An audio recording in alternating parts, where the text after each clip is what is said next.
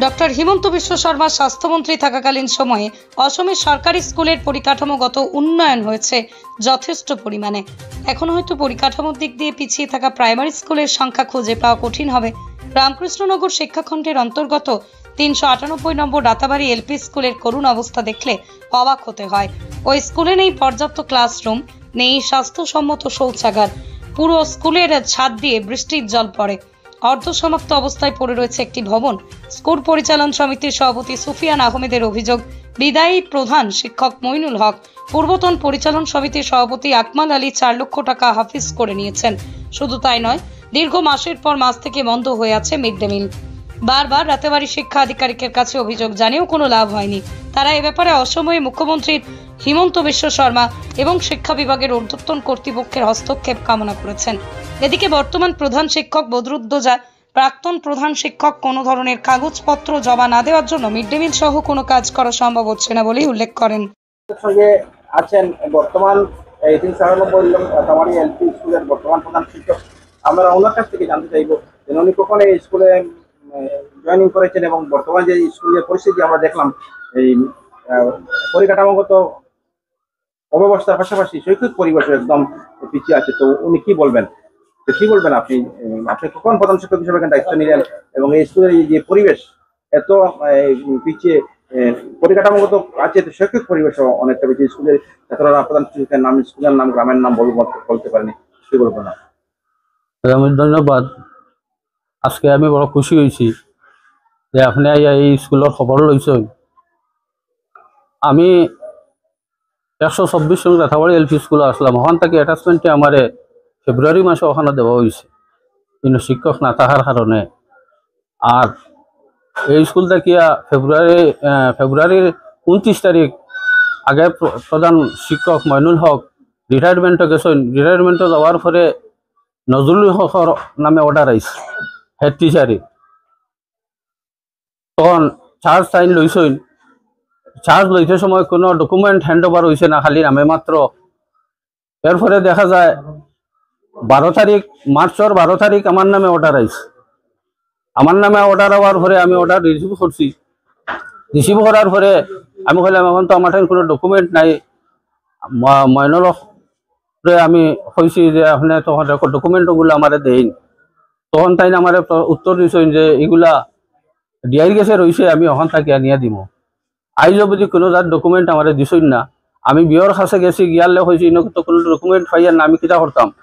তখন আমি কইলাম আমি এই হেডমাস্টারই আমি চার্জ লইতাম না। তখন বিয় স্যারে আমার কইলা তুমি ওটা চার্জ লও, আনাইলে ছাত্রর আর ইউনিফর্ম যাইব গিয়া, টাকা রিফান্ড হয়ে যাইব। গতিকে তোমার অনুরোধ করি আর তুমি ওটা চার্জ লইয়া ওটা তারা খাপড়টা দিয়া দেও। ও আমি স্যারের অনুরোধে আমি ওটা লইছি। লওয়ার পরে এই ইউনিফর্ম তারে দেওয়া হয়েছে। এমডিএম আজ পর্যন্ত আমি চালাইতাম পারিয়ান না। আমি ব্যাংকের কোনো বই পাইছি না, চেক বইও পাইছি না, কোনো কিছু পাইছি না। আমি বিও স্যারের রিটার্ন আমি জানাইছি কি আমি কোনো ডকুমেন্ট পাইছি না।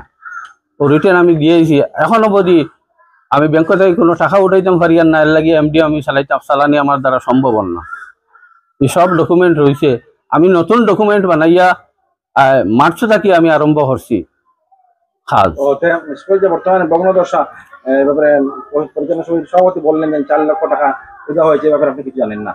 মানে এই জানি না। তবে যখন নজরুল ইসলামরে বইগুলা দেওয়া হয়েছে ওই সময় ফটো মারিয়া প্রেসিডেন্টের রাস্তা, তখন দেখা গেছে এই ইয়তটা কি 4 লক্ষ টাকা তাই ফেব্রুয়ারির 1 তারিখ উঠাইছে। ফেব্রুয়ারির 1 তারিখ উঠাইছে। নতুন কমিটি ফরমেশন হয়েছে কবে?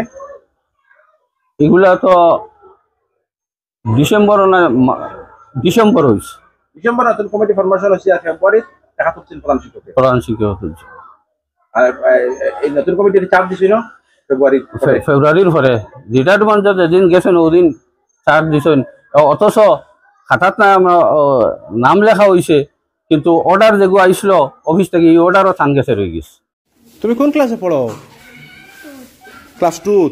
তোমার নাম কিটা? হ্যাঁ, কাউসার উদ্দিন।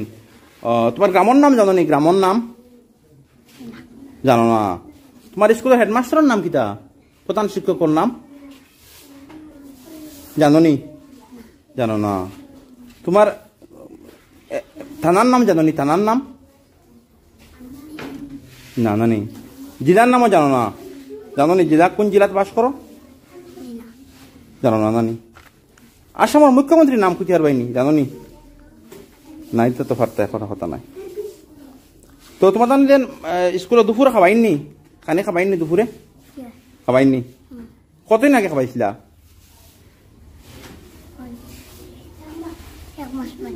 এক মাস আগে খাবাইছিলা। কিতা কিতা খাবাই?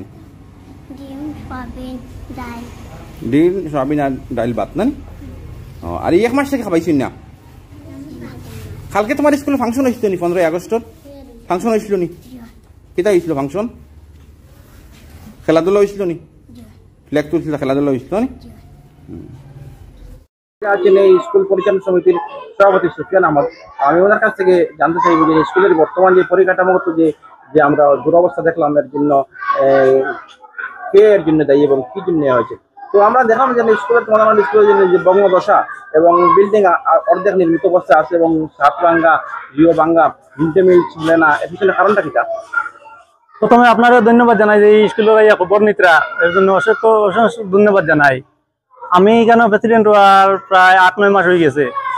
8-9 মাস হওয়ার পরে আমরা এপ্রিল আবার 3 মাস পরে তাই আমার এপ্রিল দিয়েছেন, তার মানে চাকরি শেষ রিটায়ার হওয়ার পরে মাইনুল হক হেডমাস্টার, মাইনুল হক এক্স হেডমাস্টার। তারপরে আমরা অ্যাকাউন্ট আছে যেটা আছে এটা কোনটা দিয়েছেন না, দিয়েছিলা দেওয়ার পরে আবার লগে লগে নিজেন কেছেন এটার কাজ আছে। এটা লইয়া আমরা রোজা মাসও বেদান দৌড়াইছি, খুব কষ্ট করছি, নগরে করিম যে দৌড়াইয়া এটা আমরা পাইছি না। খালি বিয়সারে কইলা আমি আইয়া বইছি, বোয়ার পরে পুরা কয়টা দিন ধৈর্য ধরো আমি ব্যবস্থা করিয়া দিয়ার। এরপরে আমার আরো সার গেছেন গিয়া ওলা কোনো লাইন হয়েছে না, আমি আর আমার বাকি যারা আছেন এরা লইয়া গেছি গিয়া ওলা খালি তারিখ দিন কোনটা পাই না। অ্যাকাউন্টও আসলো, আনিপুরের ব্যাংকের অ্যাকাউন্টও আসলো 4 লাখ কত টাকা।